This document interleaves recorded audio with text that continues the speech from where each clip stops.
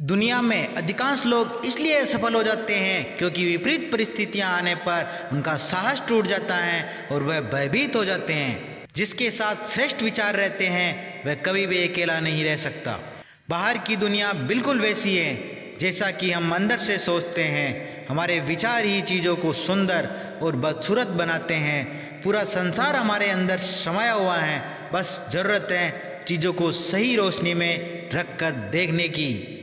कर्म योग का रहस्य है कि बिना किसी फल की इच्छा के कर्म करना है। ये भगवान कृष्ण द्वारा श्रीमद् भागवत गीता में बताया गया है।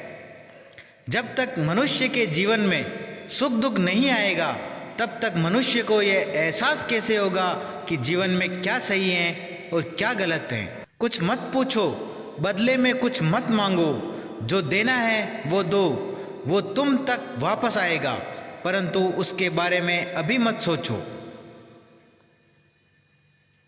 कोई व्यक्ति कितना भी महान क्यों न हो, आंखें मूंद कर उसके पीछे न चलिए। यदि ईश्वर की ऐसी ही मनसा होती तो वह हर प्राणी को आँख, नाक, कान, मुंह, मस्तिष्क आदि क्यों देता।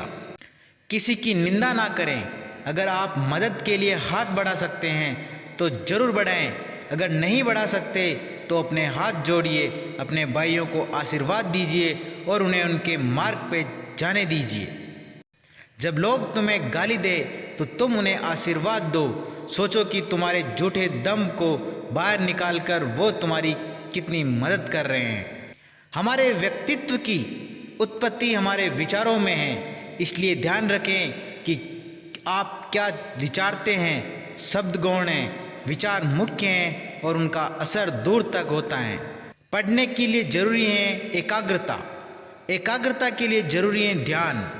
ध्यान से ही हम इंद्रियों पर संयम रखकर एकाग्रता प्राप्त कर सकते हैं। दिन रात अपने मस्तिष्क को उच्च कोटि के विचारों से भरो। जो फल प्राप्त होगा वह निश्चित ही अनोखा होगा। कभी मत सोचिए कि आत्मा के लिए कुछ असंभव है। ऐसा सोचना सबसे बड़ा अधर्म है। अगर कोई पाप है तो वो यही है, ये कहना है कि तुम निर्बल हो या अन्य निर्बल हैं।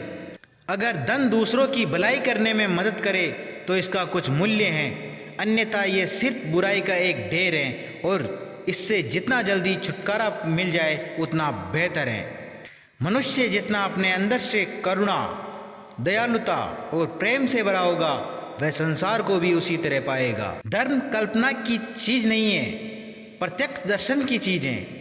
जिसने एक भी महान आत्मा के दर्शन कर लिए वह अनेक पुस्तकों पंडितों से बढ़कर है।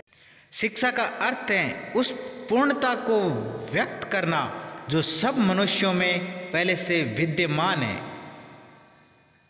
हमें ऐसी शिक्षा चाहिए जिससे चरित्र का निर्माण हो, मन की शक्ति बढ़े, बुद्धि का विकास हो और मनुष्य अपने पैर पर खड़ा हो सके।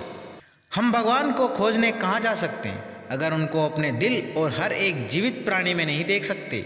हर कोई आज्ञा देना चाहता है और कोई पालन करना नहीं चाहता, और ये प्राचीन काल की उस अद्भुत ब्रह्मचर्य प्रणाली की अनुपस्थिति के कारण है। महात्मा वो है जो गरीबों और असहाय के लिए रोता है, अन्यथा वो दुरात्मा है।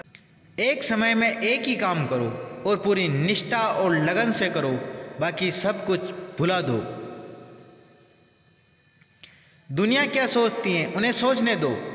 आप अपने इरादे में मजबूत रहो। दुनिया एक दिन तुम्हारे कदमों में होगी। वही लोग अच्छा जीवन जीते हैं जो दूसरों के लिए जीते हैं।